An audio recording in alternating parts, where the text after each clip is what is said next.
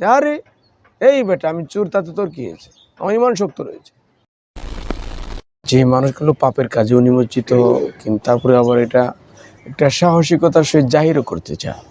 আপনি দেখবেন যে অনেক মানুষ এমন রয়েছে যারা বলে থাকে আমি চুরি করলে কী হবে, আমার ইমান শক্ত আছে। আমি সুদ খাইলে কী হবে, আমার ইমান মজবুত রয়েছে। আমি ঘুষ খাই, তাতে কী হয়েছে, কিন্তু আমার ইমান শক্ত আছে। আমি নামাজ পড়ি না, তাতে কী হয়েছে, কিন্তু আমার ইমান শক্ত রয়েছে। আসলে এই কথাগুলো ইসলাম কতটুকু সমর্থন করে আপনাকে বুঝতে হবে যে আল্লাহ তাআলা কোরআনে কারিমের মধ্যে বলেছেন আস-সারিকু ওয়াস-সারিকাতু ফাকতাউ আইদিয়াহুমা, যে চোর এবং চুন্নিকে তাদের হাত কেটে দেওয়ার জন্য আল্লাহ তাআলা বলেছেন। তাহলে আপনাকে আমি বলি যে আপনি বারবার শুধু চুরি করবেন আর বলবেন যে আমার ইমান অনেক শক্ত, আপনার একটা হাত কেটে দিবে। আবার 1 মাস পরে আবার চুরি করবেন, বলবেন যে আমি চোর হলে কী হবে, আমার ইমান শক্ত রয়েছে, আবার আরেক হাত কেটে দিবে। আবার আপনি চুরি করবেন, তখন আবার আপনার আরেকটা পা কেটে দিবে। আবার চুরি করবেন, বলবেন যে আমি চোর হলে কী হবে, আমার ইমান মজবুত রয়েছে, আরেকটা পা কেটে দিবে। দেখেন দেখি আপনি এই শাস্তি কতটুকু মানতে রাজি। আপনি শাস্তি মানতে রাজি নন, কিন্তু আপনি এটাকে জাহির করতে রাজি যে চোর হলে কী হবে, আমার ইমান শক্ত রয়েছে। কে বলেছে আপনার ইমান শক্ত রয়েছে? ইমান শক্ত আবার চুরি করেন কেমনে আপনি বলেন? যে আমার ইমানের পাওয়ার অনেক বেশি, কিন্তু চুরি করলেন আবার ইমানদার হিসেবে দাবি করতেছেন। এটা কি ইমানের দাবির সাথে যা? আবার ঘুষ খাচ্ছে দেদারছে, এই লোকটা বলতেছে ইমান শক্ত রয়েছে। আরে হারাম ইনকাম করতেছেন, আবার বলেন যে ইমান শক্ত রয়েছে। তাহলে আপনার ইমানের এখানে দাবির সপক্ষে আপনি কি কাজটা করলেন? একটা লোক সুদ খাচ্ছে, আবার বলতেছে সুদ খাইলে কী হবে, আমার ইমান মজবুত রয়েছে। কিভাবে হয়? সুদ খাচ্ছেন, ঘুষ খাচ্ছেন, চুরি করতেছেন, ডাকাতি করতেছে, নামাজ না পড়তেছে, নামাজ না পড়ে বলতেছে যে আমার ইমান মজবুত রয়েছে। নামাজ না পড়লে ইমান মজবুত রয়েছে, এগুলো কেমন কথা বলেন? এগুলো ইসলামের সাথে একটা রসিকতা করা হচ্ছে, ইমানের সাথে একটা রসিকতা করা হচ্ছে। আপনি এগুলো করতে পারেন না, একটা তামাশা শুরু করা হচ্ছে।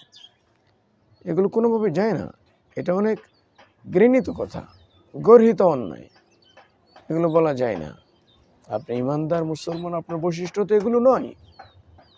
আপনি একজন ইমানদার, আপনি একজন মুসলমান, আপনার বৈশিষ্ট্য কী হবে বলেন তো? আপনি যদি কোনো অন্যায় করেন, এটা আল্লাহ তাআলার কাছে রোনাজারি, মাপ চাইতে হবে, কান্নাকাটি করতে হবে, কেউ যেন না জানে। আপনি আল্লাহ তাআলাকে সাক্ষী রেখে আপনি আল্লাহ তাআলার কাছে মাপ চাচ্ছেন। এই পরিবেশটা আপনার ভিতরে থাকবে। আপনি অনেক ভয় পেতে থাকবেন যে আমি একটা গুনাহ করে ফেলেছি, অন্যায় করে ফেলেছি। এটা আবার জাহির করেন কেমনে, প্রকাশ করেন কেমনে? যে আরে এই বেটা আমি চোর, তাতে তোর কী হয়েছে, আমার ইমান শক্ত রয়েছে। আমি ডাকাত, তাতে তোর কী হয়েছে, আমার ইমান মজবুত রয়েছে। আমি নামাজ পড়ি না, তাতে তোর কী হয়েছে, আমার ইমান শক্ত রয়েছে।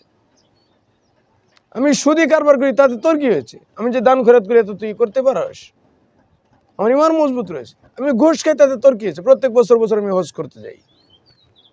এগুলো তো যায় না, এই কথাগুলো বলা যায় না। কি বলেন আপনি? ভাষা সুন্দর করতে হবে, এগুলো কোনো ভাষা হলো বলেন? এগুলো আল্লাহ তাআলার নিয়ামতের নাশুকরি করছেন আপনি। আল্লাহ তাআলা, আপনাকে আল্লাহ তাআলাকে ভয় করতে হবে। সুদ, ঘুষ, চুরি, ডাকাতি, ছিনতাই, রাহাজানি এগুলো করে তো আপনি জাহির করতে পারেন না। জঘন্যতম অন্যায় এগুলো।